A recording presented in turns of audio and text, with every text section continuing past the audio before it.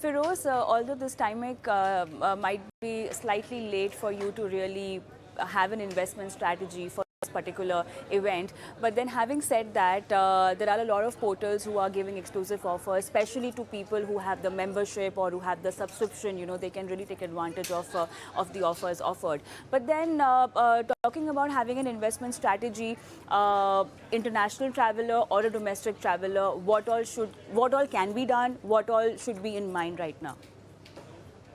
Kavita, see, like you rightly pointed out, if there are 3 months, then you're too late to plan. And it's just basically, I would say that if somebody needs to plan his World Cup expense, that means he has not planned his personal finance enough. So I think this is like a shake-up. The fact that you're not able to already plan an expense which is a World Cup expense, that means you should plan so that there are several life events which you will not miss. So it's basically a wake-up call. The fact that you need to plan this itself is an exhibition or an evidence that you need more personal finance planning. That's point one. Point two, of course, I think World Cup being conducted in India is a big boon to an international traveler. Because international travelers find India very inexpensive because purchase power parity wise, if your salaries are in pounds, euro, or in US dollar or an Australian dollar or any other currency, staying in India and watching the World Cup is anyways a very inexpensive affair. Like I was in Paris a few weeks back. For an ordinary hotel, I paid 70,000 rupees a night, and that was no best hotel because there was an aero show going on. So point is, for an international traveler, I'm not worried at all because his incomes are going to be in some foreign currency, largely a developed country's foreign currency, and his expense is going to be in rupee. And India is relatively very cheap. When you travel abroad, you know how much you spend. That's point one. Point two, if you're a domestic traveler, early bird is very important because you will not be able to outbid a person who's going to come internationally. And this is not a local event. This is a global event.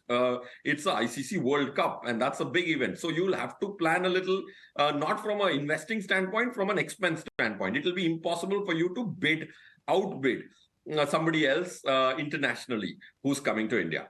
Point three I'm making is there are several airlines which offer a flexible fare which gives you the freedom to cancel it. So it's always good to use those flexible fares and pay the 1,000 rupees more today or 1,000, 2,000 rupees more for the flexibility of a change. Because if you book flights and book hotels, and if you don't have the ticket to the World Cup, then it's pointless and you may have to cancel and you will not end up spending money if you have no refund fares. So generally it hurts you to pay that flexible fare and spend that 1,000 rupees more or 2,000 rupees more. But in a situation like this, when there are three things which need to tie together, your travel, your hotel, and largely the World Cup ticket for the match. So you will have several things to cancel. So please be the early bird is the point I'm making. Point two I'm making is make sure that you use those flexible fares, especially on the aircrafts. There is a flexible fare. Now, coming from an investment standpoint, Kavita, I would say if you have the money, park it in short-term funds because 2 to 3 months you can't invest in anything other than a money market fund or an ultra-short bond fund. And I can name them also. An SBI arbitrage fund could be still very good. The YTMs the incomes could be about 6 to 7% per annum. Of course, for 3 months, it will be a small number of 1.5%, 2%. All right, Feroz, this is also time where we'll be having Diwali. So, chances are that people might not just plan their travel for a particular match, but then this is the time where people also might want to make the best use of their vacation. As you already explained that one needs to plan better and early bird is the right strategy to opt for even if they have just 3 months left.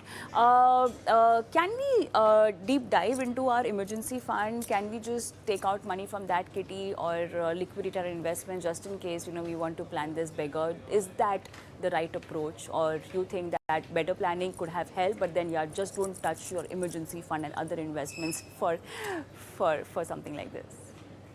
Kavita, see, I think the whole purpose of actually earning money investing money is its utility. What better utility if you have passion for cricket, and which most Indians do, and if you're not able to use it, it's ironical.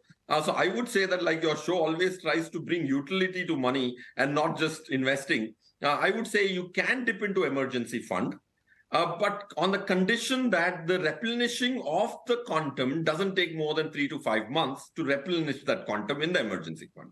And I don't think God can be so unkind that when you use up, and the 3-4 months gestation period, if you are able to replenish, if you're not able to replenish that in the next 3, 4, 5 months, then don't touch the emergency fund, because emergency funds are for emergencies. And this is not emergency. Everybody's capability to replenish that could be very different depending on their disposable incomes on a monthly basis.